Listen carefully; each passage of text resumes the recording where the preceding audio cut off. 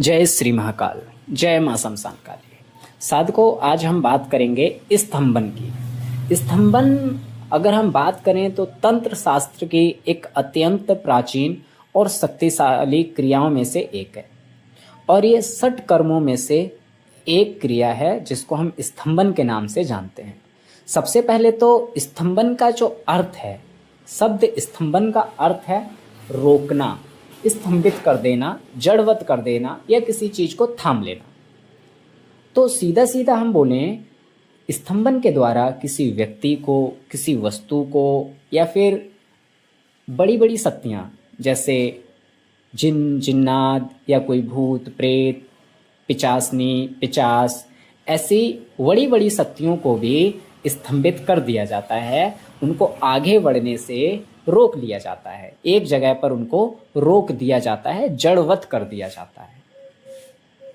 कभी कभी क्या होता है, किसी पर कोई क्रिया की जाए, उदाहरण के तौर पर किसी व्यक्ति पर मारण क्रिया की गई और उसको समय होते पता चल गया कि इस पर इस समय मारण क्रिया हुई है। तो जब तांत्रिकों को पता चल जाता है कि इस व्यक्ति पर यह क्रिया हुई है, तब जिसने क्रिया करी है, क्रिया करने वाले ने जिन शक्तियों को भेजा है और सामने उस क्रिया को रोकने वाला, उसको अगर ज्ञात हो गया कि ये शक्तियां आ रही हैं, तो वो उन शक्तियों को रास्ते में ही स्तंभित कर देता है। अर्थात उन शक्तियों को उसी स्थान पर, उस व्यक्ति के पास जिस पर यह क्रिया की गई है, उस व्यक्ति के पास वो शक्तियां आने से पहले ही रास्ते में ही उनको स्तंभित कर देता है। तो इस तरह से स्तंभन का प्रयोग होता है। स्तंभन का प्रयोग शत्रुओं पर भी किया जाता है, उनकी वृद्धि को स्तंभित करने के लिए, उनके कार्यों को स्तंभित करने के लिए, ताकि वे हमको हानि ना पहुंचा पाए। तो स्तंभन का प्रयोग बुद्धि स्तंभित करने के लिए, कार्यों में बाधा उत्पन्न करने के लिए, अर्थात कार्यों को रोकने के लिए, या भूत प्रेत, जिन जिन्नात, पिचास, ऐसी यक्षणियाँ, ऐसी बड़ी बड़ी शक्तियों को भी स्तंभित करने के लिए स्तंभन का प्रयोग किया जाता है। स्तंभन एक बहुत शक्तिशाली क्रिया है।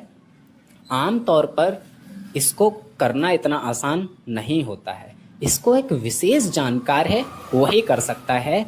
स्तंभन में यंत्रों मंत्रों का प्रयोग किया जाता है। इसमें बड़ी बड़ी शक्तियाँ जैसे काली, भैरव, बंगलामुखी आदि शक्तियों का प्रयोग किया जाता है।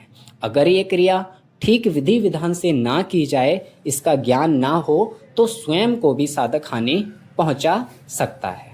तो आप लोग स्तंभन के बारे में समझ गए होंगे कि स्तंभन क्रिया से किन किन कार्यों को किया जाता है। आपने कभी सुना होगा कि किसी साधु ने ट्रेन रोक दी, तो ट्रेन को रोकना, पानी के बहाव को रोकना, प्राचीन समय में ऐसी क्रियाएं जो होती थीं वो स्तंभन के माध्यम से होती थीं।